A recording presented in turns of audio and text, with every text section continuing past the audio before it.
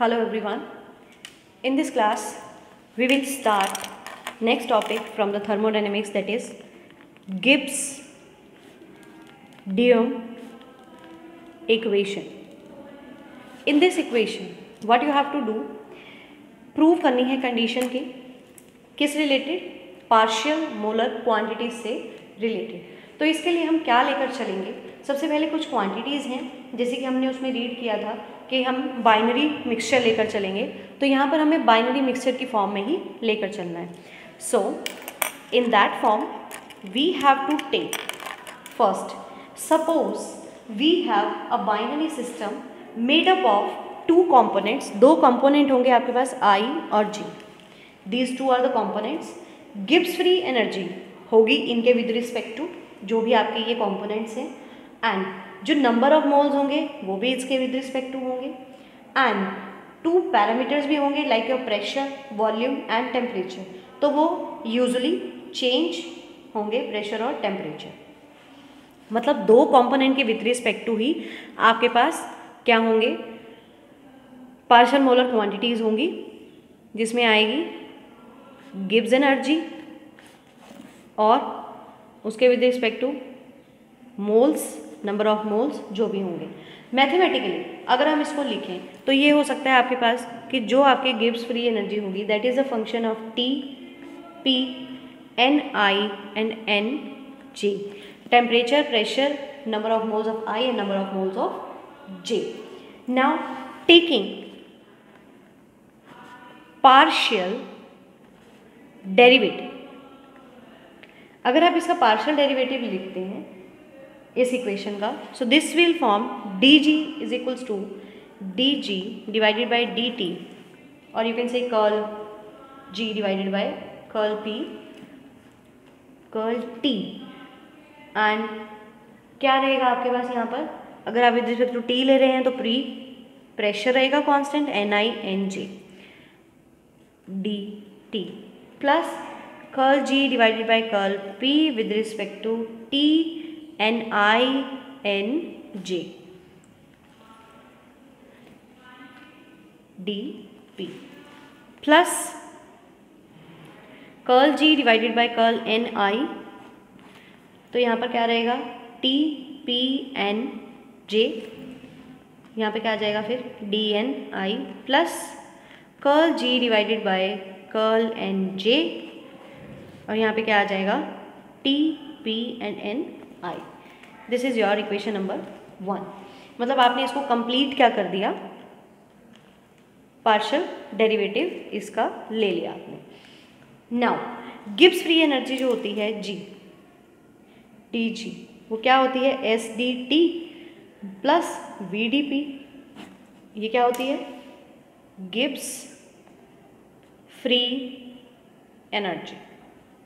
तो Gibbs free energy आपके पास ये होती है, and you know that one more thing, this Ni T P N J is equals to Gim is equals to partial molar quantities में ये component के इक्वल होता है, ये भी आपको पता है। सिमिलरली आप यहाँ पे Nj के लिए भी लिख सकते हैं, ठीक है, तो वो Jm के इक्वल हो जाएगा, like curl G divide by curl N J T P N I is equals to G J M is equals to U J, ये इक्वल हो गया। अब देखो इन ये भी पता है आपको, ये भी पता है, अब इन जो भी आपकी वैल्यूज़ हैं वो आप कहाँ पुट कर दोगे, इक्वेशन नंबर 1 में। तो when you put these type of, मतलब जितनी भी आप टर्म्स हैं वो इक्वेशन नंबर 1 में पुट करते हैं, तो आपके पास एक स्मॉल रिजल्ट आ जाता है, put values in equation number 1। So you get dg is equals to minus of SdT plus VdP plus mu I dNi plus mu J dNj। Pressure और टेम्परेचर क्या है, कांस्टेंट है, सो दैट्स वाई dg क्या हो जाएगा, mu I dNi plus mu J dNj। So this you consider as equation number A. इसको आप equation number ए लेकर चलेंगे। अब जब ये इक्वेशन नंबर ए है उसको आगे फर्दर सॉल्व करेंगे। सेम एज अगर हम देखें mole fraction for ith component that is xi is equals to ni plus nj। Mole fraction ऐसे ही फाइंड आउट करते हैं। और अगर हम j का निकालना चाहें तो यहाँ पर क्या हो जाएगा nj। And in total term अगर हम देखें तो ni और nj is equals to n, वो n होता है। So that is why your xi will be ni divided by n and ni क्या हो जाएगा xi n के equal. This you consider as equation number 2। Similarly अगर हम j के लिए फाइंड आउट करें तो nj की वैल्यू क्या आ जाएगी xj into n। This equation number 3। अब आपने क्या करना है, जो आपकी इक्वेशन नंबर 2 और इक्वेशन नंबर 3 इन दोनों का आपने डिफरेंशियल लेना। When you take differential of these two equation, differential of equation number 2 and 3, what do you get? d and I and d and j। d and I की value क्या हो जाएगी x i d n और ये हो जाएगा x j d n। तो ये दो आपके पास टर्म आ गई विद द डिफरेंशियल। आपने इन दोनों को क्या ले लिया, डिफरेंशियल ले लिया। After the differential term, differential लेने के बाद हमने क्या करना है, जो वैल्यू आती है डी एन आई और डी एन जे, इन दोनों की वैल्यू आने के बाद इन इक्वेशन नंबर ए में हम पुट कर देंगे। Put values in equation number ए, जो आपने उसको नाम दिया था। ए में पुट करने के बाद आपकी जो वैल्यू आती है this will be D G is equals to mu I X I plus, या आप लिख सकते हैं डी एन इसके साथ में, D N I, D N नहीं होगा बेटा, आई नहीं है, D N plus mu J X J D N. D N will be common तो ये हो जाएगा mu I X I plus mu J X J into D N. इस तरीके से लिख सकते हैं। Now integrate the complete system both side के टाइम्स। अब क्या करना है, इंटीग्रेट करना है सिस्टम को के टाइम्स। तो वाइल इंटीग्रेटिंग क्या हो जाएगा, D G is equals to mu I X I mu J X J D N. ये टर्म अब बाहर लिख के इंटीग्रेट। जब आप इंटीग्रेट करोगे, इंटीग्रेट करने के बाद ये तो हो गया जे से के जी तक, के टाइम्स करना है, और ये हो गया आपका एन से के एन। अब देखो ये वाली टर्म बाहर आ जाएगी, this will form D G, G से लेकर के G is equals to mu I X I plus mu J X J. किसका करना है, N to K N D N. While you are integrating this, integrate करने के बाद आपके पास जो वैल्यू आती है that value will come G is equals to mu I X I N plus mu I X mu J X J N. G की value ये आ जाती है।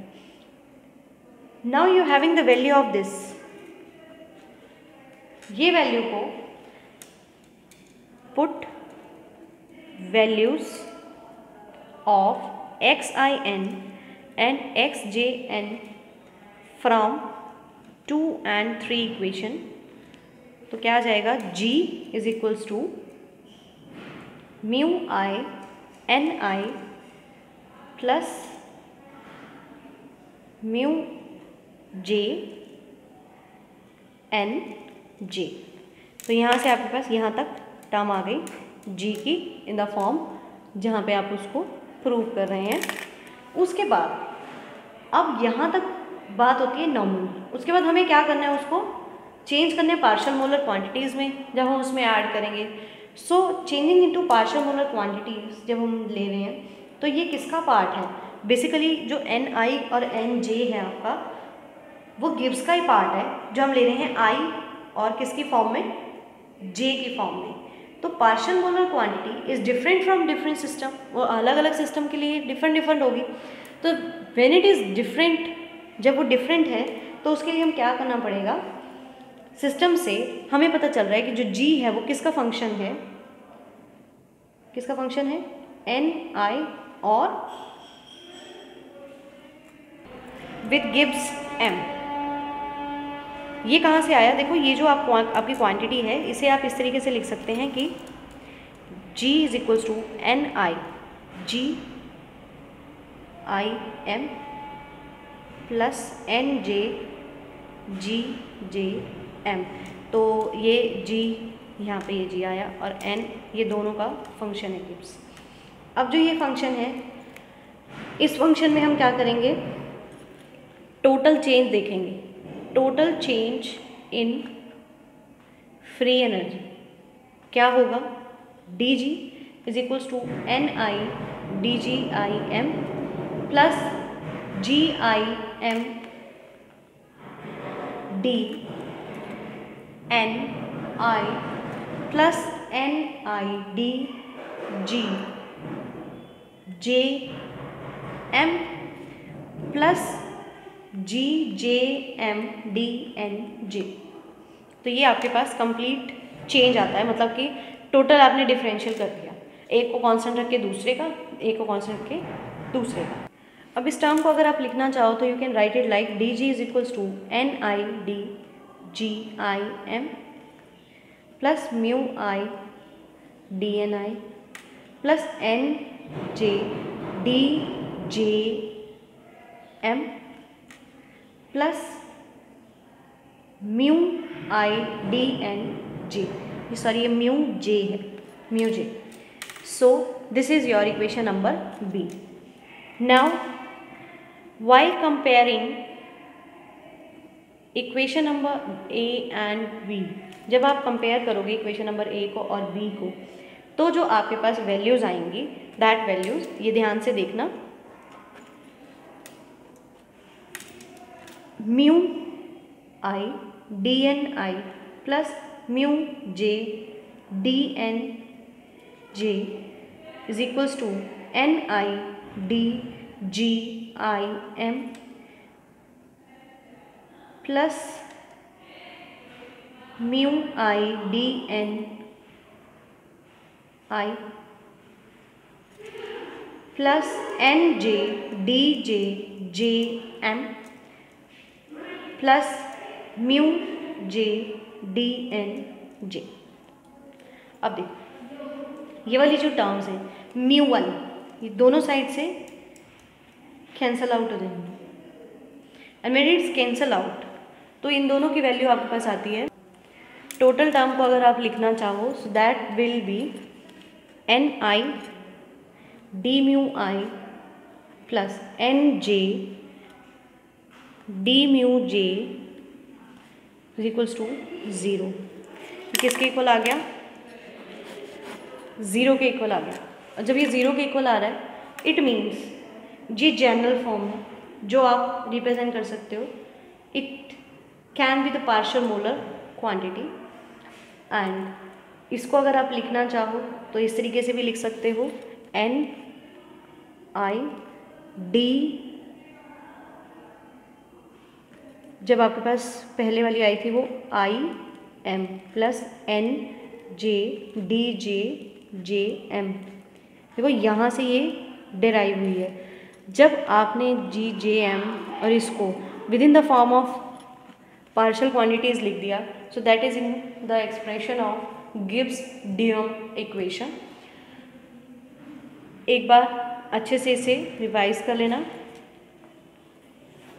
एंड फर्दर जो नेक्स्ट टॉपिक होगा वो हम नेक्स्ट क्लास में डिस्कस करेंगे.